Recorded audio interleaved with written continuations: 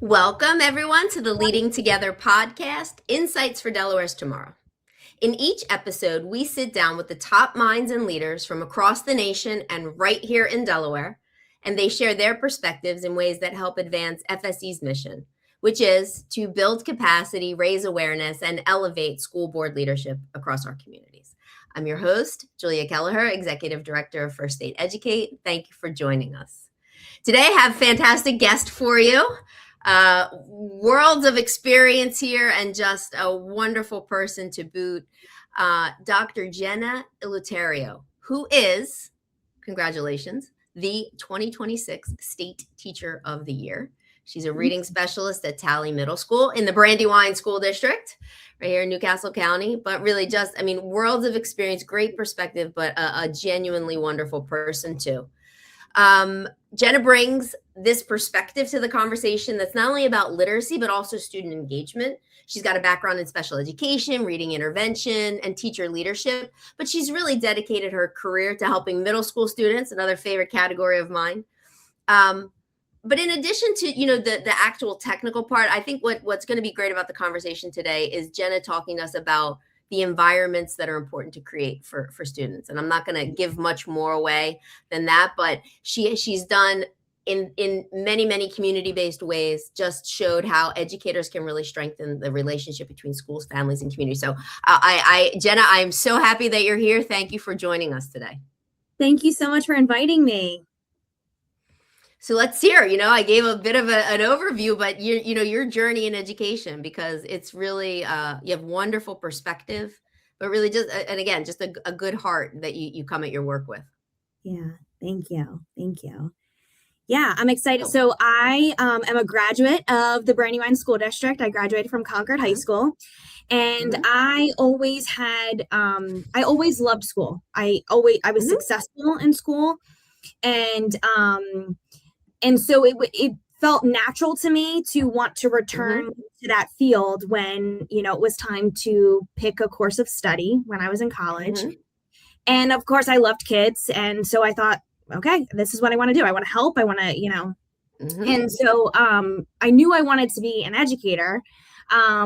But when I took my special education block, I started to work with students who struggled and who were not as successful in school as I was. And I really found this new passion around helping kids who did not easily thrive in school and, who learned differently and needed something different, needed a different approach. And so that's really when I started to dig in and feel passionate about working with children with disabilities, working with children from, environments that needed more connection. And so now that's been my purpose is serving humanity in that way. And so, yeah, I'm glad to be here. I think, teachers are amazing to begin with, but really just the way that you approach this, I think it's unique. And from a leadership perspective too, right? I mean, seeing a gap and seeing how something's different. A lot of times people try to lead from the space of, this is me, this is what I do, this is what I expect everyone else to do. And you really kind of turn that to say, this is what I do, but I can see where someone else is.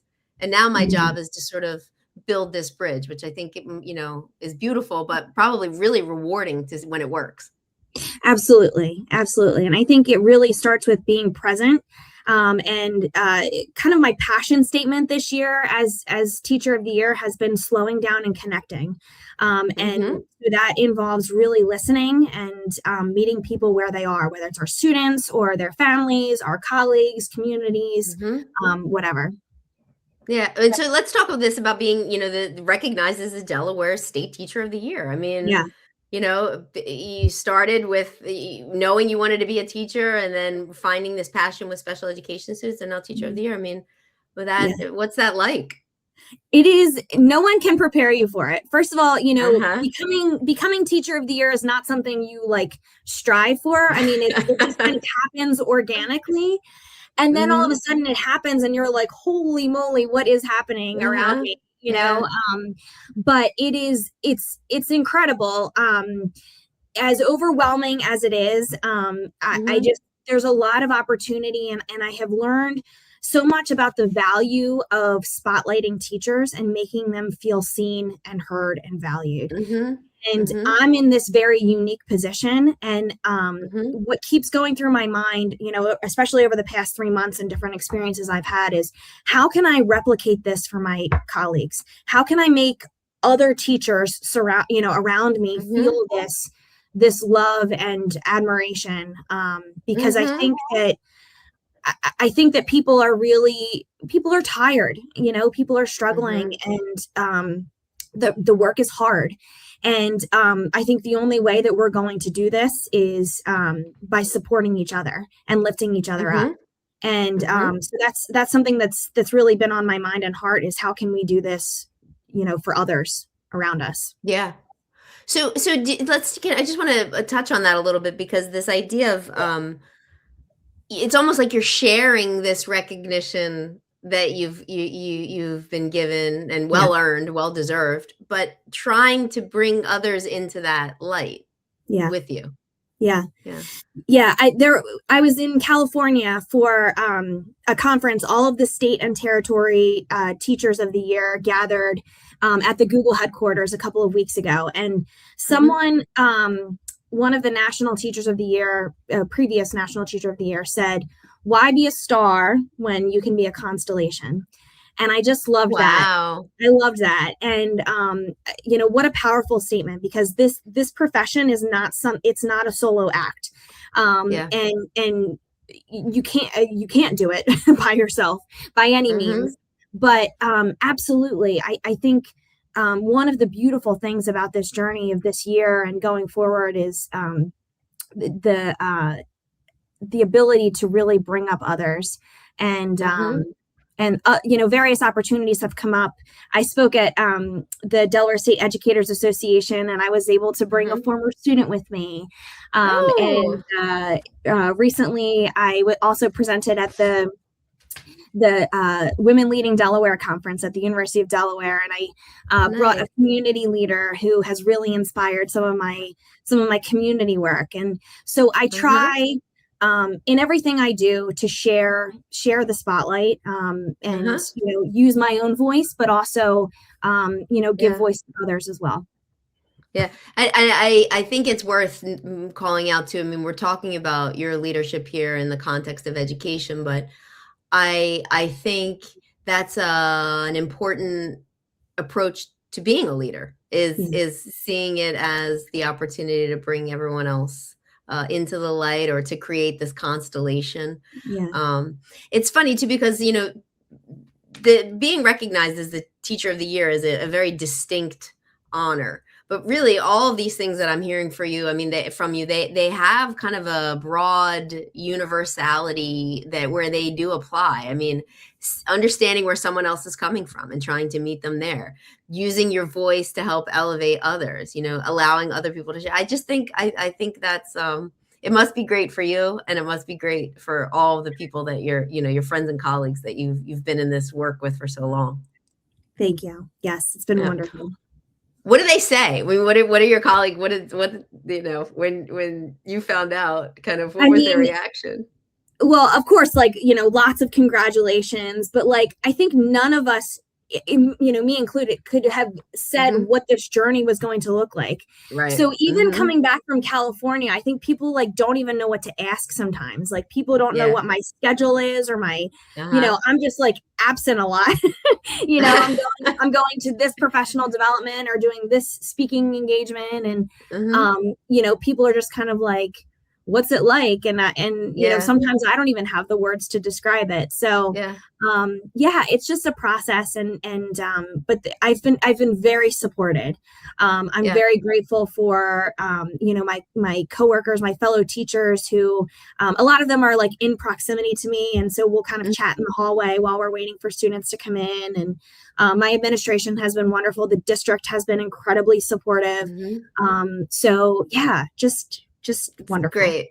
Yeah. One thing I want to talk about just before we go to engagement, which is another topic that I mentioned in the opening, but I want to get to that. But literacy is important for Delaware, right? Literacy, that the secretary declared a literacy crisis, and I think maybe there's a huge opportunity in front of us. But could you talk a little bit about reading specialists and that what their unique contribution is, and how classroom teachers are trying to address literacy and what it means, for you, the way you approach teaching literacy?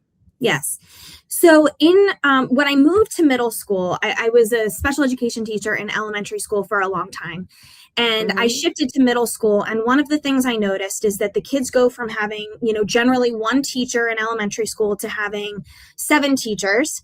And, the day is kind of fragmented by subject area. And there wasn't the same level of support for reading or alignment, I guess would be a better term. And so I wanted to shift that. And so I looking through the lens of the multi-tier systems of support. So, all children get kind of that like initial level in their core content areas, but then also we need to look at the kids who are, perhaps struggling a little bit with, various levels of reading. So it may be vocabulary, it may be comprehension, it may be fluency, it may still be breaking down words. And so I really, was interested in matching students to what they need in terms of that, those levels of intervention. And so that's been kind of my work as a middle school reading specialist. I don't get to work with the core teachers as much as I would like to. Just the nature of it is right now I'm kind of focused on my classes. But I try to support the whole school in terms of screening and capturing the students who may need something more, whether it be intervention or whether it may be, an evaluation for special education services. So yeah. Again, I hear that same thing of just finding what makes a person unique, and trying to really say where are they and what do they need. But it's got to be hard. And when I think about a classroom teacher, I mean, if you have 28 students and they all have unique needs, I mean, it's very hard for someone to be able to, just one person to be able to do that. So I think this role, in supporting the teacher and, we've got to be a team. I mean, it's not just one person's responsibility to make sure that students are successful. Right. Right. And is there enough time in the day, really? No, there's never enough time to do anything, Julia. I mean, and one thing that's unique about my position is I'm not pulling kids from their core content. That's their main core subject areas. That's where they're getting the most rich instruction. And I'm just kind of supplementing. So I'm doing, the additional, and the beauty of my position is that I do get smaller groups. So I do get to, and what that does is it gives me an opportunity to give kids more meaningful feedback. So I get to talk with them. I get to dialogue about their reading.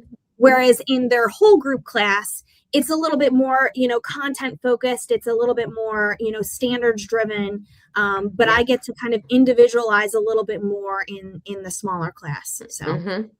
So that brings me to the engagement thing, because you have the opportunity to connect with students. So I know this is an area that's important to you. So let's frame. You mentioned it a little bit earlier when you talked about the middle school schedule, and now there's these 7 adults, and the day is all cut up. But why do you think it's important that students show up and know that they have this adult that's there, that's just like you said about the other teachers, right? That sees them, that hears them, that validates them. Why is that important? So, when you think about like the work of Abraham Maslow, and, teachers often hear the phrase, Maslow before Bloom, right? It's this triangle of different human needs that we have. And one of them is, in addition to the foundational needs of, food and shelter and warmth and all of that is belonging. We have to feel like we belong and that we are loved and that we are part of our of community. Otherwise, we will not thrive. Part of thriving is learning, being in a space where you can, where you're able to, work in that learning part of your brain. Kids need to know that they're loved and that they're cared for. And so that's huge. It's huge for me. And, I think going through the middle school day, first of all, they're scattered because they're so worried about the social piece. That's huge when we shift to adolescence, is that hyper awareness of who am I in relation to everybody else, right? And then some of them are just on their devices all the time, and that could be at home and at school, and kind of disconnected from the present moment. And then they're going through these 7 different classes a day, and I think just slowing down and reminding kids. My very favorite part of every day is greeting kids. It's when they come in the door, it's when the bell rings, and I try to look every kid in the eye, and we'll do a fist bump or a hug or whatever they want. Some of them just want to plow right through me, but I try and make sure that they know that I see them, and I'm really glad that they're there. So connection is huge. Yeah, I agree with you with the Maslow and the Bloom. Being in a space to be able to learn. I think a lot of times, or most often, I've heard that concept around, as a child, fed, are they able to learn? Are they physiologically able to learn? Do they feel safe? Right. But so that's one set of challenges. Yeah. But then feeling connected, I think and especially in adolescence, is largely important, because learning a lot, and I would love to know what you think about this. The process of learning by its nature involves making mistakes so that you figure out what works and what doesn't. But if you feel insecure, you're kind of unwilling to go through that process, because it seems to be reflective of some sort of innate value rather than the way that one learns. Absolutely. Yeah. Learning is extremely vulnerable. And I think that we're asking kids to do that, so often throughout the day, and we forget that also they're just in this state of not wanting to get out of their comfort zone, and so creating spaces where it's okay, where it's normal, and some of that involves me being vulnerable as well, and letting them know how I'm learning or how I'm making a mistake, or I constantly will say, if I'm asking a question, I'm like, is it okay to make a mistake? And they'll all say to me, yes, just to keep that at the forefront of their mind. But learning is a hard process. And so I think that we can remind them that they're being brave all throughout the day.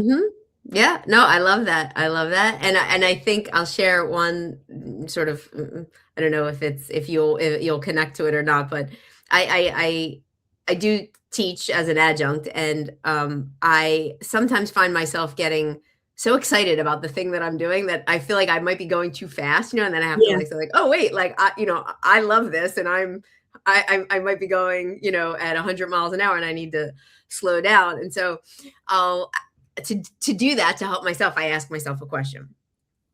I ask the group a question so that it's like, no more talking. Like I say, this is what I want to say, but let me say this as a question. So, and then there's this thing, right? The wait time, So that is, you probably manage it masterfully because you're so in tune to like that different people and different students and different learners need different amounts of time because they're processing differently, right?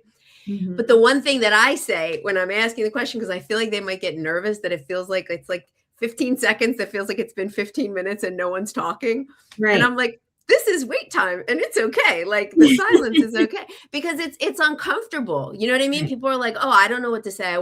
Can this moment just move forward, Yeah.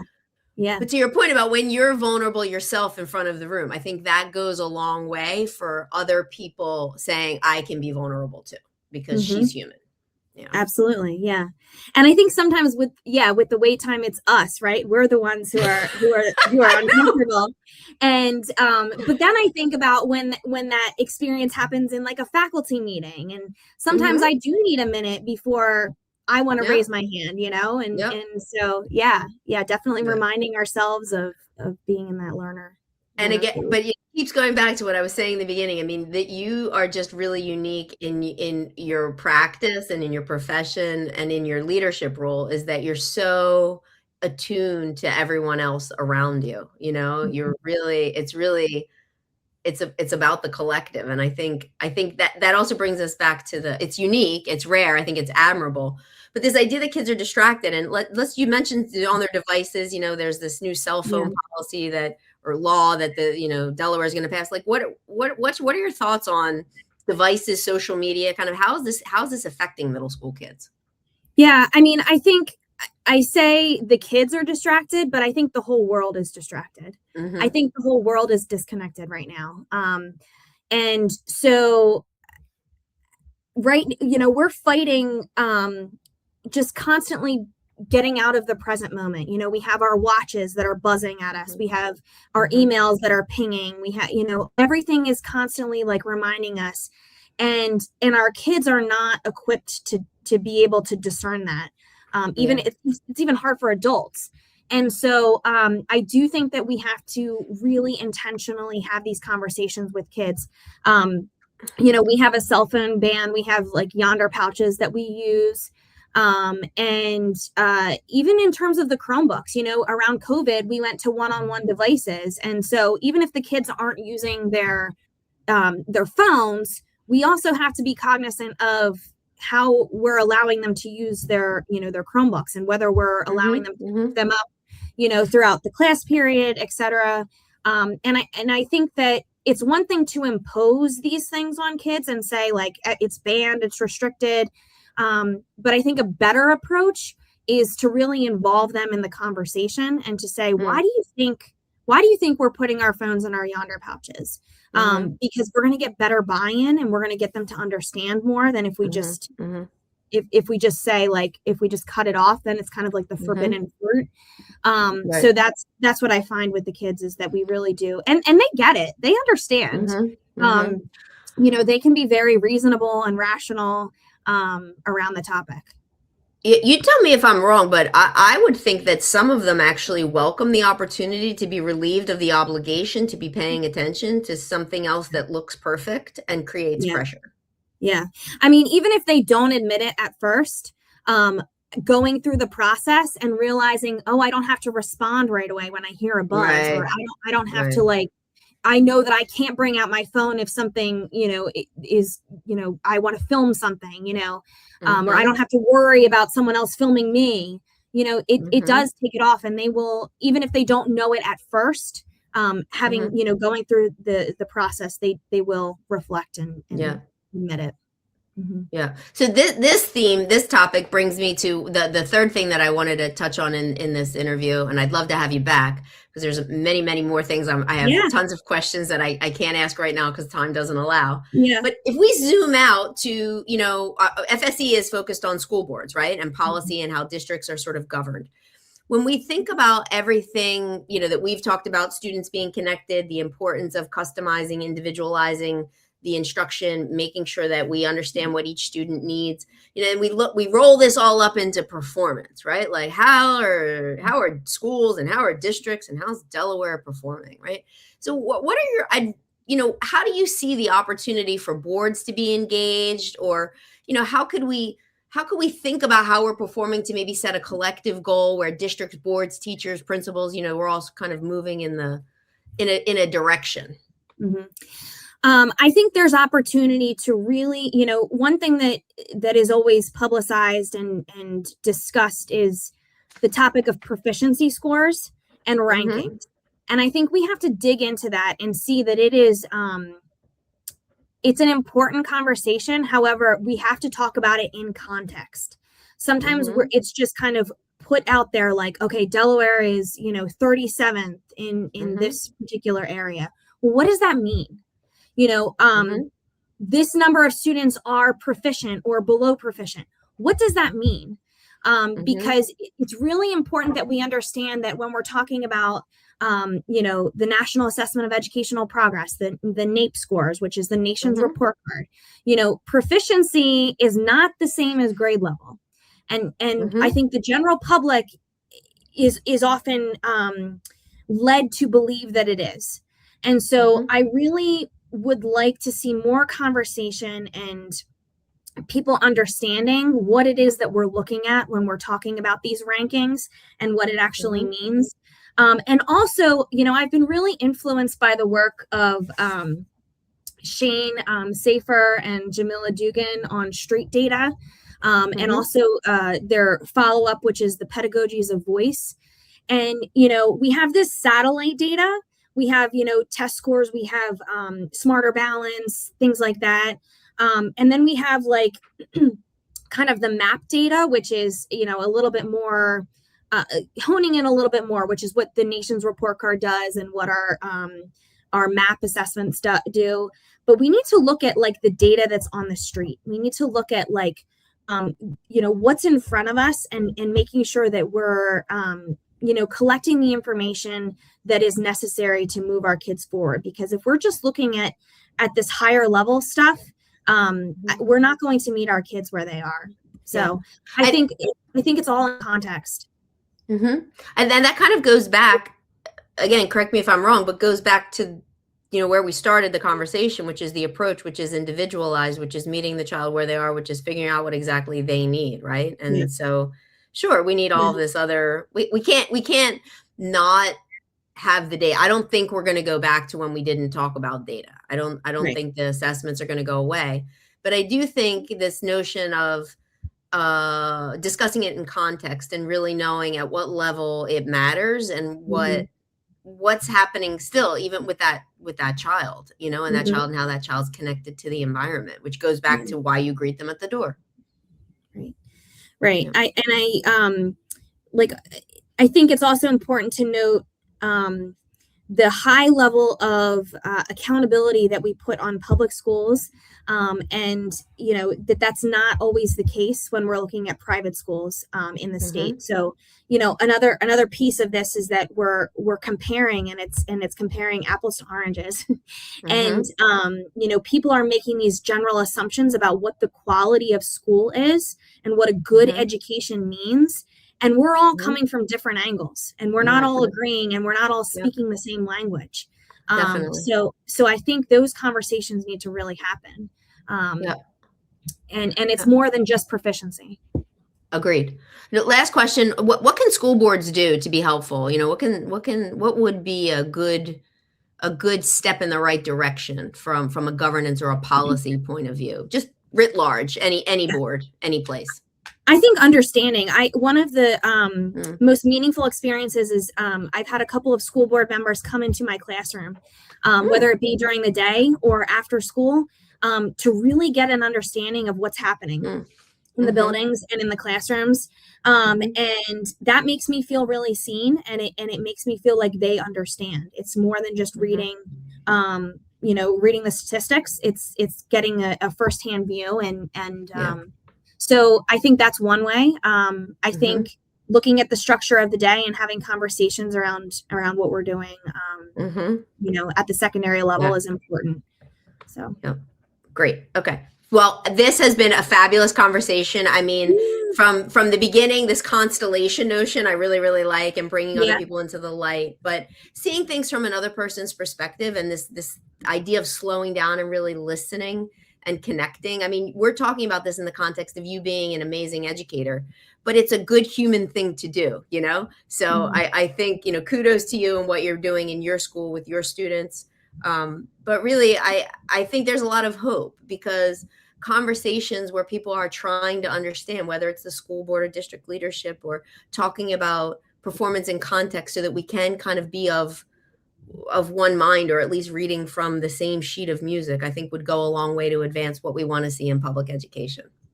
Definitely. Thank you so much. I hope you have a fantastic rest of this year, and I am confident that that you'll continue to make a difference, in everyone that you touch this year and well beyond. Thank you so much, Julia. I really appreciate it. Thank you for giving me voice, and please keep listening to teachers. Yeah, an absolute pleasure. For our audience, thanks for joining us. If you're interested in resources on the science of reading and other board policies, please visit the Knowledge Hub, and we look forward to seeing you next time. Thanks.